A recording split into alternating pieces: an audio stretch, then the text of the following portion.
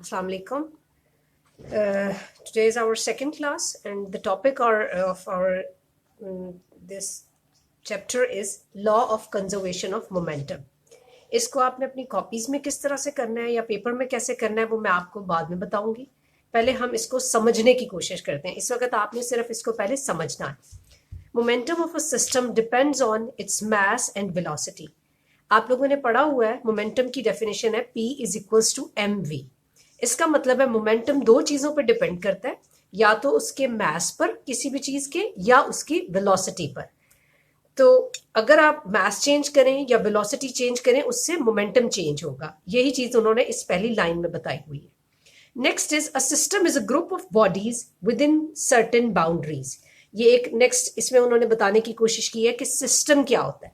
System ये होता है कि कोई भी बॉडीज, चाहे वो दो से ज्यादा हो, चार हो, छह हो या जितनी भी हो, वो जब एक बाउंड्रीज के अंदर एक जैसा इंटरैक्ट कर रही है ना, उसको सिस्टम कहते हैं. जैसे आपने हमने सुना हुआ है बचपन से सोलर सिस्टम. सोलर सिस्टम इसे कैसे किसे हम उसे हम सोलर सिस्टम क्यों कहते हैं? क्योंकि वो जो सारा सिस्टम है वो सन के इर्द गिर्द रिवॉल्व कर रहा है. उसकी बाउंड्री लाइंस क्या है? सन. इसी तरह उन्होंने कहा है system is a group of bodies with in certain boundaries. कुछ बाउंड्रीज होंगी, कुछ लिमिटेशंस होंगी जिसके अंदर कोई भी सिस्टम इंटरैक्ट कर रहा होगा एक दूसरे से. अब आइसोलेटेड सिस्टम क्या होता है?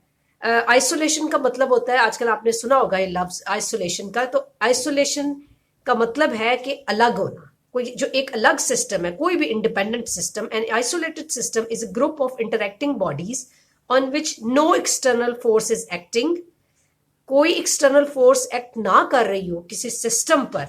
इफ नो अनबैलेंस्ड और net force acts on a system, then ये उसका मोमेंटम क्या चेंज होगा. पहले आप इसको समझे कि आइसोलेटेड सिस्टम वो है जिस पर कोई बाहर की, उसको आइसोलेट कर दिया गया, बाहर की कोई एक्सटर्नल फोर्स उस पर एक्ट नहीं कर रही.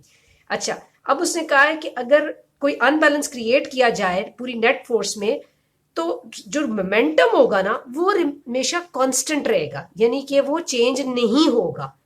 आइसोलेटेड सिस्टम जो बिल्कुल एक डिफरेंट सिस्टम है, अलग सिस्टम है जिसपे कोई एक्सटर्नल फोर्स एक्ट नहीं कर रही, अगर आप उसमें कोई अनबैलेंस क्रिएट करें या नेट फोर्स को चेंज करने की कोशिश करें, तो सिस्टम में जो मोमेंटम है वो हमेशा एक जैसा रहेगा, कांस्टेंट या सेम रहेगा. Thus, the momentum of an isolated system is always conserved. Conserved का मतलब ये है कि it will remain the same. इसकी एक एग्जाम्पल भी उन्होंने दी हुई है, लेकिन इससे पहले मैं जरा स्टेटमेंट डिस्कस कर लूं. The momentum of an isolated system of two और more than two interacting bodies remains constant. वही बात जो हमने भी बताई है कि जो आइसोलेटेड सिस्टम होगा उसमें मोमेंटम दो बॉडीज का, दो से ज्यादा का, जितनी भी जो आपस में इंटरैक्ट कर रही होंगी वो हमेशा सेम रहेगा. इन्होंने यहाँ पे एक एग्जाम्पल दी है, मैं जनरली बता दूं क्योंकि आगे मैंने आज आपको मैथमेटिकल एक्सप्रेशन समझाना है. उन्होंने ये कहा है कि consider the example of an air filled balloon as described under the third law of motion. In this case balloon and the air inside it form a system. हवा एक गुब्बारे में आप भरे, उस बलून में जो हवा है और वो बलून की आउटर जो बाउंड्री है सारी की सारी, वो एक सिस्टम है. ठीक है, ये दो चीजें मिलकर एक सिस्टम बना रहा है. बिफोर रिलीजिंग द बलून, अब आपने क्या किया कि उसकी हवा निकाल दी.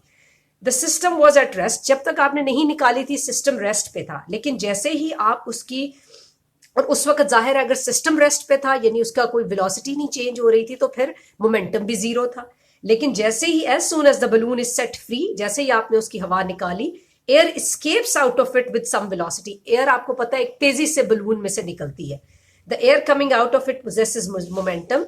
जब तेजी से निकली इसका मतलब उसने कुछ वेलोसिटी अप्रोच की होगी, तो उसका मोमेंटम भी चेंज हो गया. मैंने आपको शुरू में बताया कि P is equals to mv का मतलब यह है कि जब v चेंज होगी तो P भी लाजमी चेंज होगा.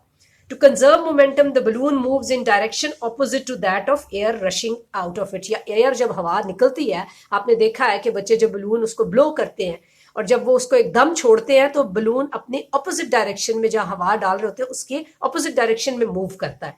तो उसने यही कहा है कि बेसिकली डायरेक्शन अपोज होती है लेकिन सिस्टम का जो मोमेंटम है वो कंजर्व ही रहेगा. नेक्स्ट, अब जो आपको मैथमेटिकल एक्सप्रेशन बताना है इसका, उसके लिए मैं आपको एक एग्जांपल ये बता दूं. ये डायग्राम बनानी है हमने, लेकिन खैर मैं पहले आपको एक्सप्लेन कर देती हूँ, फिर मैं बताऊंगी आपको इस पेपर में कैसे करना है. ये दो सिस्टम्स हैं. M1 एक मास है, एक ये असल में एक सिस्टम है बेसिकली. M1 मास है, एक एक बॉडी का, m2 मास है दूसरी बॉडी का, ये है। अब इनकी क्या आपस में कराई जा रही है? कोल्यूजन, यानी कि इनका इंटरेक्शन कराया जा रहा है, ये चेक करने के लिए कि अगर दो, ये आप ऐसे समझ लें, दो बॉल्स हैं, दो बॉल्स को आप आपस में टकरा रहे हैं, हमने ये देखना है कि दो बॉल्स को जब टकराएंगे तो बिफोर कोल्यूजन क्या रिजल्ट्स आते हैं और आफ्टर कोल्यूजन हमारे पास क्या रिजल्ट्स आते हैं। यहां पे उन्होंने क्या किया, an isolated system of two spheres of mass m1 and m2, ये m1 m2 हमने लिए हैं, they are moving in straight line, वो बिल्कुल स्ट्रेट लाइन में, बिल्कुल आप ऐसे ही समझ रहे हैं कि दो बॉल्स जो है स्ट्रेट लाइन में मूव कर रहे हैं। m1 की इनिशियल वेलोसिटी u1 है, m2 की इनिशियल वेलोसिटी u2 है। आपने इसको कंफ्यूज नहीं करना कि ये u कहां से हो गई वेलोसिटी, ये सिर्फ उन्होंने डिफरेंट इंडिकेट करने के लिए कि बिफोर कोल्यूजन उसकी वेलोसिटी u1 शो कराई है और u2, ताकि जब चेंज हो वेलोसिटी तो आपको फिर समझ आए कि कैसे चेंज आया। अब such that u1 is greater than u2। अच्छा, इसमें जो u1 है ना, वो उन्होंने एक सपोज ये किया है कि u1 ग्रेटर है u2 से, यानी कि अब दो बॉल्स आपस में टकरा रहे हैं तो उन्होंने कहा एक की समझे वेलोसिटी ज्यादा है और दूसरे की कम है, दोनों मूव कर रहे थे, लेकिन एक की उन्होंने सपोज किया कि एक की वेलोसिटी ज्यादा है और एक की कम है, u1 की ज्यादा है u2 की कम है। Sphere of mass m1 approaches the sphere of mass m2 as they move.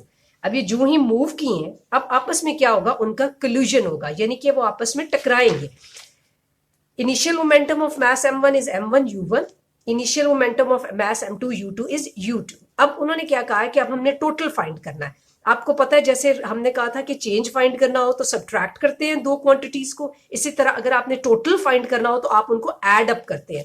तो इधर हमने दोनों को एड अप कर दिया, तो m1 u1 mass 1 u1 velocity of mass 1, m2 mass 2 mu2 velocity of u2।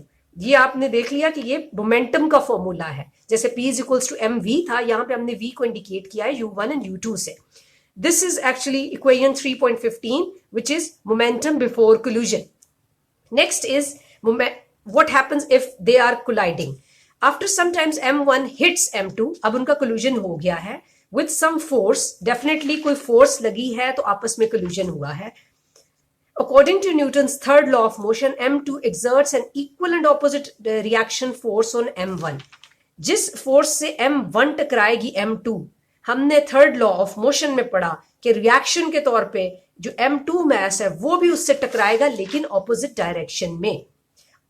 exerts an equal and opposite reaction on m1, let their velocities be v1 and v2। यहां पे उन्होंने v1 v2 सिर्फ इसलिए show कराई है ताकि आपको पता लग सके कि बिफोर कोल्यूजन u1 u2 थी, after collision they are v1 and v2। तो उसका भी अगर हम मोमेंटम कैलकुलेट करें total for m1 and v1 and m2 v2, तो वो 3.16 equation total of the system आ जाएगी। अब हमारा law of conservation of momentum कहता क्या है? Law of conservation of momentum ये बताता था कि बिफोर कोल्यूजन और आफ्टर कोल्यूजन ये सेम रहेगा आइसोलेटेड सिस्टम में। तो यहां पे उन्होंने दिखाया कि total initial momentum of the system before collision is equals to the total final momentum of the system after collision. ये ही उनकी equations m1 u1 plus m2 u2 and m1 v1 and m2 v2। फिलहाल मैं इसको आपको यहीं पे result तक पे रोक दूंगी, क्योंकि अब हम नेक्स्ट इंशाल्लाह जो फिजिकल क्लास करेंगे उसमें मैं आपको सारे डिटेल में जितना मैंने पढ़ाया है अब तक उसको मैं डिस्कस करूंगी। रिजल्ट ये है कि that the momentum of an isolated system before and after collusion remains the same, which is the law of conservation of momentum. इसके बाद ये एक एप्लीकेशन है, इसको हम अपने नेक्स्ट लेक्चर में डिस्कस करेंगे। ये भी एक बड़ी अच्छी एग्जाम्पल है ये याद रखने के लिए कि कोल्यूजन होता है तो उसके बाद बिफोर एंड आफ्टर क्या फर्क पड़ता है। फिलहाल मैं आपको ये बता दूं कि आपने इसमें सबसे पहले हेडिंग जो लिखनी है वो law of conservation of momentum की लिखनी है। इसमें आपने ये पहली स्टेटमेंट लिखनी है, momentum of a system depends on its mass and velocity. Next आप हेडिंग देंगे सिस्टम की, वो है a system is a group of bodies with in certain boundaries. उसके बाद थर्ड आपकी हेडिंग बनेगी आइसोलेटेड सिस्टम। ये N isolated system is a group of interacting bodies से लेकर आप इसको लिखेंगे on which no external force is acting. If no unbalanced or net force acts on a system, then its momentum remains constant। या आप according to equation 33.14 नहीं लिखेंगे, conserve तक पे आके आपका आइसोलेटेड सिस्टम खत्म हो जाएगा। ठीक है, उसके बाद आप स्टेटमेंट देंगे, आपकी फोर्थ हेडिंग होगी statement. First is law of conservation of momentum, second is system, third isolated system, fourth is statement. उसके बाद फिफ्थ है आपकी एग्जाम्पल, ये जो बलून वाली मैंने आपको एग्जाम्पल बताई ये आप लिखेंगे। उसके बाद आ गया आपका मैथमेटिकल एक्सप्रेशन, सिक्स्थ हेडिंग है आपकी मैथमेटिकल एक्सप्रेशन की, और इसमें आपने साथ ये फिगर भी बनानी है जो आपकी बिफोर एंड आफ्टर कोल्यूजन वाली है, लेकिन उसको आप कहाँ पे बनाएंगे, यहाँ पर मोमेंटम बिफोर कोल्यूजन। तो आप ऐसे कर सकते हैं कि ये सिस्टम की ये आप मैथमेटिकल एक्सप्रेशन में बना दें बिफोर कोल्यूजन वाली, और फिर आफ्टर कोल्यूजन वाली ये जो है ये आप नेक्स्ट में बना सकते हैं। मोमेंटम बिफोर कोल्यूजन आप ये लिखेंगे 3.15 इक्वेशन तक। उसके बाद मोमेंटम आफ्टर कोल्यूजन आप यहां से स्टार्ट करेंगे आफ्टर सम टाइम से लेकर इसको 3.17 तक। लास्ट में आप लिखेंगे रिजल्ट। आप ये कह सकते हैं कि जो भी आप इस इक्वेशन को नाम देंगे कि the above equation shows that the momentum of an isolated system before and after collusion remains the same which is the law of conservation of momentum. इसका एक अलग से भी क्वेश्चन आ सकता है, और मे बी आपको अगर एक लॉन्ग क्वेश्चन आए तो एप्लीकेशन भी पूछी जा सकती है, सिर्फ स्टेटमेंट पूछ के कि law of conservation of momentum क्या है उसकी स्टेटमेंट आपसे पूछी जाए और बाद में एप्लीकेशन पूछी जाए। ये अभी एप्लीकेशन में आपको नहीं कराऊंगी, ये अब आपको मैं नेक्स्ट लेक्चर में कराऊंगी। और मे बी आपसे ये पूछा जाए कि बिफोर एंड आफ्टर कोल्यूजन जो इक्वेशन होती है आपसे वो डिराइव करने का कहा जाए। ओके जी बच्चों, मेरा ख्याल है आज इतना काफ़ी है और इसकी आप प्रैक्टिस करें, एंड इंशाल्लाह we'll see you in the next lecture. Thank you.